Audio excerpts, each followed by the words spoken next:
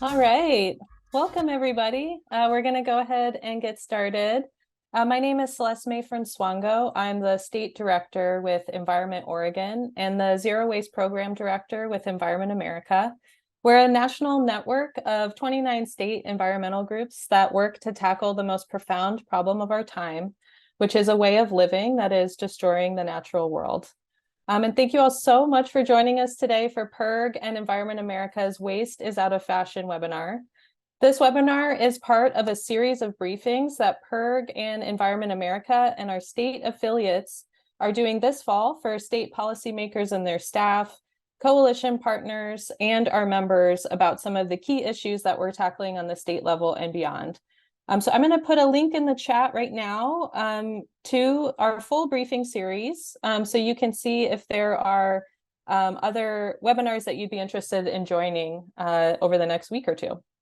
So for today's webinar, we are going to be discussing the environmental impacts of clothing overproduction and waste. So I'm going to spend the first few minutes here walking through the problem of fashion waste. And then I'm going to turn things over to Jessica Matlock, who works with Senator Josh Newman in California, who unfortunately had something come up last minute, so he's not able to join us today. But we're thankful that Jessica's here to discuss a policy that their office has introduced to help solve the problem through producer responsibility. Then we'll hear from MassPIRG Executive Director Janet Dominance, who will talk about a recent state agency action that happened in Massachusetts that could serve as an example for other states to follow. I'll wrap up with a quick discussion of our corporate campaigns, and then if we have time, we'll do a brief Q&A. But if you have any questions during the presentations, you can use the Q&A feature on Zoom, and we'll do our best to answer it during the webinar. So let's get started. Next slide. So in recent years, there has been a real explosion in the production of clothing.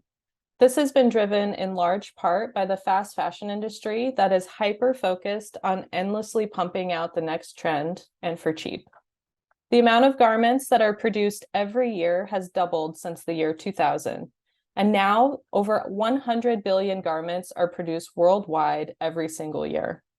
Even more shocking is that it's estimated that about 30% of the clothing that's produced every year will never be sold and never be worn, likely heading to the nearest landfill or incinerator. Next slide. And this is a big problem because it takes a lot of resources to produce our clothing. The fashion industry is the second most water-intensive industry in the world after agriculture, consuming around 79 billion cubic meters of water per year. That's enough to fill 32 million Olympic-sized swimming pools. Just to manufacture one cotton t-shirt takes 700 gallons of water, which, to put that into perspective, is enough drinking water for one person for 900 days. So growing cotton for our clothing takes a lot of water, and it also takes a lot of farmland. Roughly 2.5% of global farmland is used to grow cotton for clothing. But it's not just cotton that uses a lot of resources. Synthetic fibers like nylon, acrylic, spandex, and polyester are made from fossil fuels. And every year, it takes 342 million barrels of oil to manufacture synthetic fibers that are used for clothing. That's nearly 1.5% of global oil consumption. So it takes a lot of resources to make the fibers to make our clothing. But increasingly, the clothing that's being manufactured is not built to last. Fast fashion companies are increasingly making clothes that are disposable, and it's leading to a huge waste problem. Next slide. In the United States, we generate enough textile waste to fill the Mall of America, which is the biggest mall in the country, every 6 days. For those of you who have been to the Mall of America, this includes both the retail space and the other parts of the mall where they have like the roller coaster. So just imagine the Mall of America full to the brim with textile waste every 6 days. So all of these clothes, next slide, all of these clothes that Americans are throwing out, where do they end up? According to the Environmental Protection Agency, 66% of textile waste gets sent to landfills, 18% get sent to incinerators, and 15% are recycled. Next slide. So here's a graph from the EPA that shows this data in a different way. But I wanted to include it here because it shows the growth of this waste stream over time, which is pretty stark. And this cycle of waste means that the resource-intensive process of manufacturing our clothing has to happen again and again and again to make new clothing. Next slide. As a result, the fashion industry has a huge negative impact on the environment and climate change. It's estimated that the fashion industry is responsible for 20% of global water waste through the dyeing and processing of clothing. The fashion industry is also responsible for 35% of the microplastics found polluting our oceans from the manufacturing, use, and disposal of synthetic clothing. And the fashion industry is responsible for 10% of global climate pollution. This business model is unsustainable and is causing irreparable harm to our environment, which is why it's all the more unbelievable that 30% of the clothing that's produced through this process isn't ever even sold or worn. It just ends up getting tossed or burned without ever being used. Next slide. So to put a finer point on it, all of this waste is a design flaw. The way that clothing manufacturers are currently operating reinforces the linear economy of manufacturing, use, and disposal at the greatest possible speed. And as we've seen, this creates a lot of pollution in the process. There are a lot of critically important changes that need to take place, both through policy and within the industry itself, to move away from this wasteful model to a more circular one in which consumer products and the materials that make up our world are built to last and easy to repair. And once they fulfill their original purpose, can be repurposed through reuse, recycling, or composting in a sustainable loop. So given the impact that overproduction of clothing is having on the planet and on human health, we should no longer allow it to happen. Next slide. So we're going to spend the rest of our time together today discussing some strategies that are underway to help address this growing environmental problem. We'll discuss producer responsibility, restricting the disposal of textiles, and corporate accountability. And with that, I'm going to hand things over to Jen Engstrom, State Director with CalPIRG, to introduce our first speaker. Great, thank you, Celeste. So yes, my name is Jen Engstrom. I am the State Director for CalPIRG, which is the PIRG group in California. And I get to introduce our next speaker, Jessica Matlock, with Senator Josh Newman's office. So last year, Senator Newman introduced the Responsible Textile Recovery Act, which would create a textile recycling program in California and require clothing and textile companies to pay fees to fund it. By making companies responsible for what happens to their clothing after its use, the aim is to encourage less overproduction, as well as innovation in recycling, and encourage companies to make higher quality products that last longer. So Senator Newman unfortunately had something come up and wasn't able to be here today. So to share more, I'm going to hand it over to Jessica, who has worked closely with the senator on this issue. So thank you, Jessica, for being here and for your office's leadership on this issue. Thank you so much, Jen, and everybody. Again, sincerest apologies on behalf of the senator. He really wanted to be here today, but something came up. But thank you for the introduction. I'm a legislative aide for the senator, and I've been the lead staffer on SB 707 since before its introduction. So I've been able to kind of be in the room and see how this has been playing out legislatively. So I'm just going to kind of go through what the intent of the bill is today, and kind of how an EPR program works a little bit. And then as well as I'm very excited for the Q&A, so to answer kind of any lingering questions. And also feel free to please reach out to me if something comes up throughout this presentation that doesn't get answered. Okay, and again, I'll do my best to stand in for the senator. So he became interested in this issue probably the same way many of you did, by reading news stories about the huge amount of waste generated by the fashion industry. He also authored SB 1215 in 2022 that established a stewardship program for embedded battery products. So he's kind of a big fan of this type of legislation and believes in its power to shift markets and incentives. The senator is a pragmatic legislator who believes in this model and that it's effective, for creating new markets, for responsibly managing a product rather than relying on pure mandates of an industry. SB 707, which is the number of the bill that Jen described, would establish an extended producer responsibility program to incentivize the reuse and the recycling of textiles in California. Under the provisions of SB 707, producers and clothing or other textile manufacturers are responsible for implementing and funding programmatic plans to facilitate the end-to-end system to increase the repair and reuse of clothing and expand the recycling of textile fibers. This is all under the regulatory authority of California's Department of Resources, Recycling and Recovery, known affectionately as CalRecycle in California. As was mentioned in the great presentation prior, globally, it's estimated that the fashion industry is accounting for approximately 10% of the world's GHG reductions. And in California, studies have shown that textiles are the fastest growing component of our waste stream, already accounting for 3 to 6% of total waste, and that number is only growing. Despite the fact that Uh-oh, it looks like we're having some technical difficulty hearing you, Jessica. Oh, all right. Well, hopefully Jessica will fix her internet and join us again to pick up where she left off. But I think in the meantime, maybe we can move on to our next speaker and then come back to Jessica to talk more about producer responsibility. So next up, I'd like to introduce Janet Dominance. Janet has been the executive director of MassPIRG since 1990 and directs programs on consumer protection, zero waste, health and safety, public transportation, and voter participation. In addition to running MassPIRG, Janet serves as chair of the board of directors for the Consumer Federation of America and on the Massachusetts Department of Environmental Protection's Solid Waste Advisory Committee. So welcome, Janet.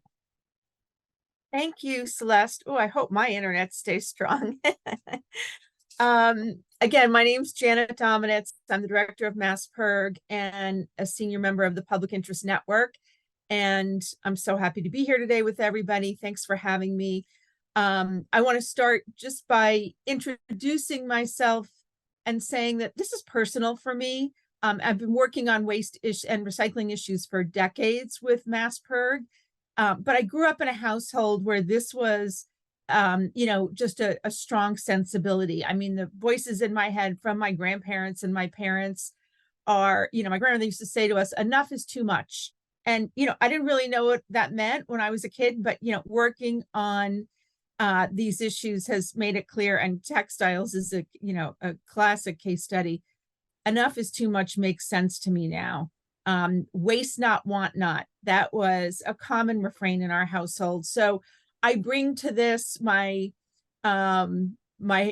ancestors, and this matters to me. And while I don't think this is a matter of lifestyle, I will admit right up front, my favorite place to shop are the secondhand stores here in our area. So anyway, let me just say a couple of quick things about a recent big victory we've had here in the effort to reduce the disposal of textiles. So, as Celeste said, I sit on the Solid Waste Advisory Committee of the Department of Environmental Protection, or DEP. And so I have both the inside and outsider hat on as an advocate, and we have been working both as advocates and within DEP to figure out how to reduce waste that gets disposed of overall. We have a policy goal of zero waste in Massachusetts. And as has already been covered, one of the biggest streams in the waste that goes to disposal is textiles. So we've been working here in Massachusetts for years to get the DEP to ban textiles from disposal, following similar regulations that have been in place since the early 90s to ban from disposal recyclable materials like paper, like cardboard, like glass, metal. These things have been banned from disposal in Massachusetts for decades. And so we've been pushing for a while, and almost exactly 1 year ago, I believe it was November 1st of 2022, the DEP did issue that regulation to ban textiles in Massachusetts from disposal. And as you can see, once we fully implement this regulation, we'll get tons of recyclable materials out of landfills and incinerators. And frankly, while the first year of any new policy has bumps, in just, the people that I talk to in my day-to-day life in my neighborhood, even I didn't know, when my kids were little and they went through sneakers and they had holes in the bottom after several months, even I didn't know that those materials were recyclable. I mean, I knew perfectly well that if I wore a sweater once and didn't like it anymore, I could donate it. But things that are, towels that have holes in them or sneakers that are completely worn out, these things can and should be recycled. And so part of this effort in the first year has been public education. I think we have a long way to go to fully embrace this regulation, but the fact is it is on the books. It is a huge step forward. And I believe that Massachusetts is the only state in the country that has such a regulation. So we're certainly hoping that this is contagious and that other states will follow suit. And we look forward to working with DEP to fully implement and make this a successful regulation in the aim of reducing textile waste and disposal in Massachusetts. So thanks, Celeste. Thanks so much for being here, Janet, and thanks for your leadership on that. All right, we're going to hand things. Jessica is back. So we're going to go back one slide and we'll have you just start kind of where you left off. Thanks so much. Yeah, my computer just turned off. I've never had that happen before. So sincerest apologies again. All right, we're back and we're going. So really interesting to hear that Massachusetts did a landfill ban. I wasn't familiar with that.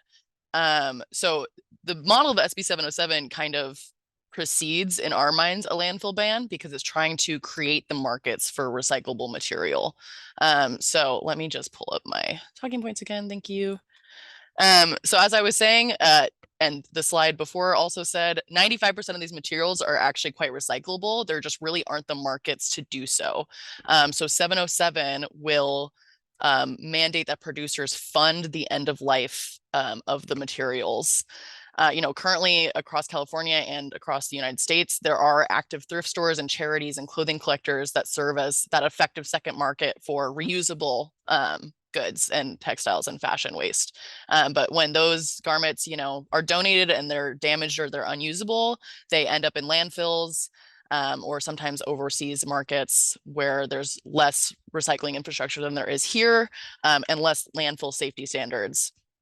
So despite their best efforts, clothing collectors and thrift stores don't have the adequate resources or access to the systems that would allow for the effective sorting of these unsellable garments in a way that they could recycle the fibers and scale up to make that economics viable. So SB 707 and the ensuing funds and the infrastructure created by the program will allow those collectors to access these resources and provide an end market for these recycled materials as the program scales over the next decade. California has a long history as a leader in recycling models and technologies, especially in EPR. We have about 13 different programs. In recent years, the legislature has implemented EPR programs for batteries, mattresses, plastic packaging, and medical products. And this thoughtful design allows for the reduction of waste, the lessening of environmental harms, and also some economic opportunity on the value chain's back end to transition to that circular economy. So 707, the intent is to build out those markets to be able to have somewhere for the goods to go to actually fund and scale that recyclability. The senator and I are extremely excited that this legislation is receiving national interest. EPR models have been proven to shift market dynamics and reduce waste in many states, not just in California. And while each state's regulatory bodies and processes differ, the senator, the sponsors, and I want the model of SB 707 to be replicable across jurisdictions. This idea has been workshopped for years by the sponsors, who are the California Product Stewardship Council, and we have been doing an ongoing deliberative stakeholder engagement process with the industry and others in the value chain to be intentional, consultative, and deliberate throughout this process. And we hope that that will make the bill very implementable and will genuinely help to facilitate the transition to a circular economy for textiles. Thank you again to CalPIRG, Environment America, and USPIRG for inviting the senator to speak today and for allowing me to jump in on his behalf. And I really look forward to answering any questions about 707, the model, or just fashion waste in general in the Q&A. So thank you. Great. Thank you so much, Jessica, for being here with us today. And thank you, and Senator Newman, for all your leadership on this issue. Okay, finally, I wanted to just take a moment to highlight some of the work that PIRG and Environment America are and will be doing, calling on companies to shift away from this wasteful business model. So clothing companies don't have to wait for states or the federal government to regulate them. They can do the right thing all on their own. So here are some ideas and some things that we're going to be calling on clothing companies to do now and into the future. So remember earlier, from earlier, it's estimated that 30% of the clothing that's produced is never sold and never worn.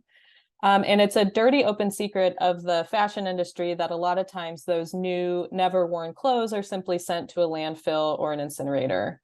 And that really underlines all of the waste that's baked into the fast fashion industry.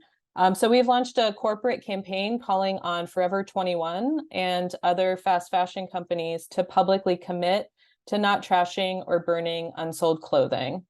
So I'm going to put a link to our petition to Forever 21 in the chat. So please take a moment and fill that out, and we'll deliver it to them. So clothing companies also should ensure that they design and sell clothing that is built to last and stop manufacturing clothing that really only gets worn once or twice before being disposed of. And finally, clothing companies should invest in recycling and reuse systems to reduce waste. The responsibility that companies have for their products shouldn't end the moment it's in the consumer's hands. So ensuring that there are secondary markets for your products and that they're manufactured in a way that helps make sure they can be reused and recycled are really important steps for reducing waste. And designing for those outcomes can really help lead the industry to a more sustainable future. So in the coming months, we're going to be expanding our corporate campaign work. So please stay tuned for that. I did also want to mention that as we work to get the fashion industry to be less wasteful, there are steps that we as consumers can take to reduce our impact as well. So Janet and I put together some tips for dressing more sustainably, which I'll put in the chat as well. So, if you're interested in kind of taking control as a consumer, there's some tips in there for you. Very hearty thank you to Jessica and Yalen and Janet for being here today and for all your work on this emerging environmental issue. We have a lot of work to do, and we just all need to work together to make this industry more sustainable for the long term. So thank you all so much for joining us today. Take care. Thank you so much. Bye.